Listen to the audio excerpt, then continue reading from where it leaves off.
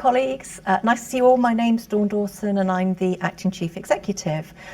So in my monthly blog this week, I want to give you a few updates about some of the national things that are happening. So I'm recording this on World Mental Health Day.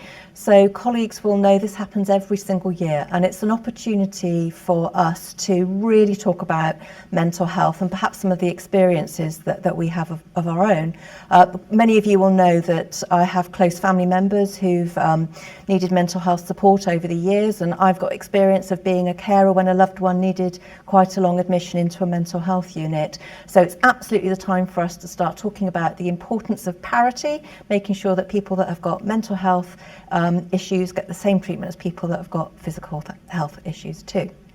Also this month we've got two other big national programmes. So one of them is Black History Month, and I think it's really, really important that we celebrate the contribution that Black communities and Black Britons have made to the NHS in particular. So colleagues will be very aware that back when the NHS was formed, that we called out to communities around the world to help us staff this new organisation, this institution that was forming, and nurses joined us from Africa and from the Caribbean, as well as lots of other skilled workers to really help us form our NHS. And these colleagues have made a huge contribution ever since, and I think it's really important that we just take time to celebrate and to thank everybody for what they've done. The other piece of work that's happening at the moment nationally is Freedom to Speak Up. So it's Freedom to Speak Up Month. And I would ask, again, people in Dorset Healthcare just to absolutely take this to heart. So if you see something that's not right, please speak up and tell somebody about it. So whether that's a concern about patient safety or health and safety, or whether you see somebody being unkind to a colleague, please, please, please either say it at the time or raise it with somebody afterwards.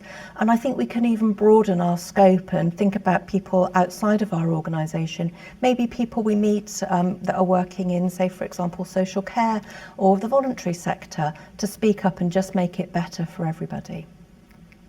So now as I think about sort of more internal things that are happening within the Trust, first of all, I think it's just good to let people know that the board took a decision in September that we would be progressing with our collaborative work with Dorset County Hospital.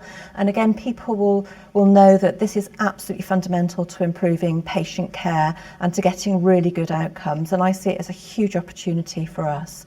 So part of that process is recruiting a joint chief executive and a joint chair for both organisations. I think it's really exciting. There aren't many of these types of arrangements across the country where a community and mental health provider comes together with an acute trust. So I think we're again at the forefront of developing new things within the organisation, and I look forward to updating you about that more in the future.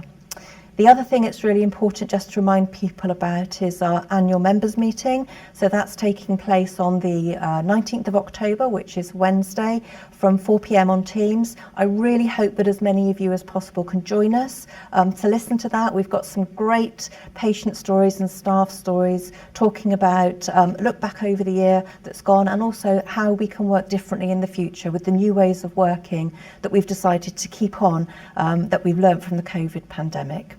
And then just my final words are, it's that time of year again where I'm asking everybody to do two things.